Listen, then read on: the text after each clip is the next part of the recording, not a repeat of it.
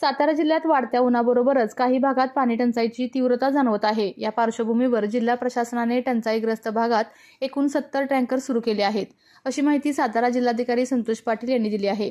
टंचाई आराखड्याची प्रभावी अंमलबजावणी करत नागरिकांना पाणी टंचाई भासणार नाही यासाठी प्रशासन सर्वतोपरी प्रयत्न करत असल्याचे त्यांनी यावेळी सांगितले।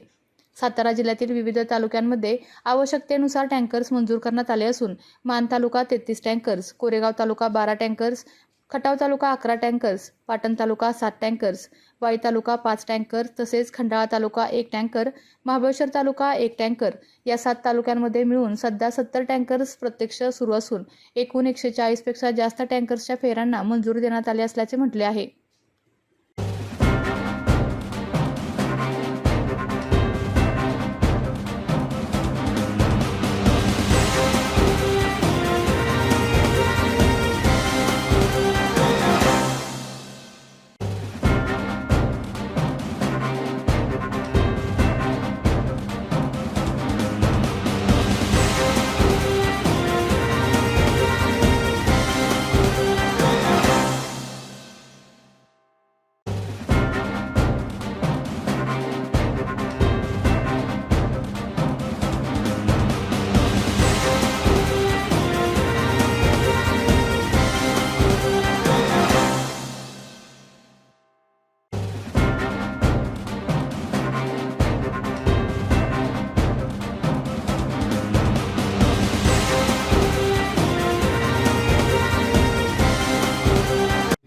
खटावला पाणी टंचाईच्या अनुषंगाने टँकरची काय आवश्यकता नाही, आता आपल्याकडे मागील 2 वर्षापूर्वी म्हणजे मागच्या वर्षी आपण जिल्ह्यामध्ये टंचाईच्या अनुषंगाने आपण आराखडे तयार करत असतो। त्या आराखड्याचं इम्प्लिमेंटेशन पुढच्या 3 क्वार्टरमध्ये होत असतं।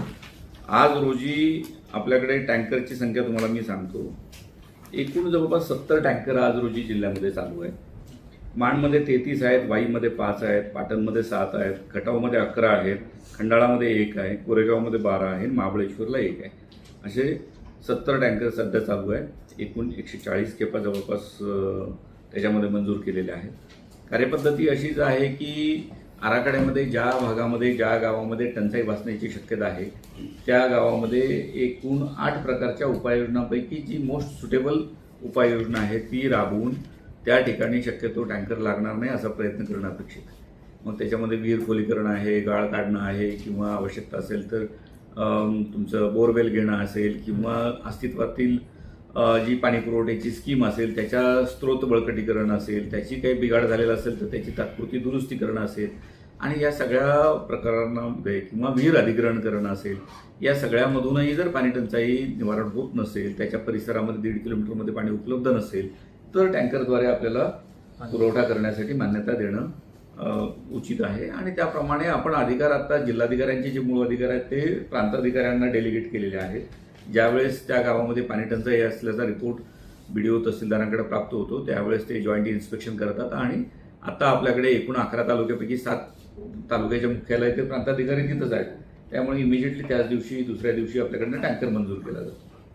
आपल्या तालुक्यातील जिल्ह्यातील बातम्या सर्वप्रथम पाहण्यासाठी आजच सातारा न्यूजला YouTube चॅनलवर सबस्क्राईब करा, लाईक करा, शेअर करा आणि बेल आयकॉन प्रेस करायला विसरू नका।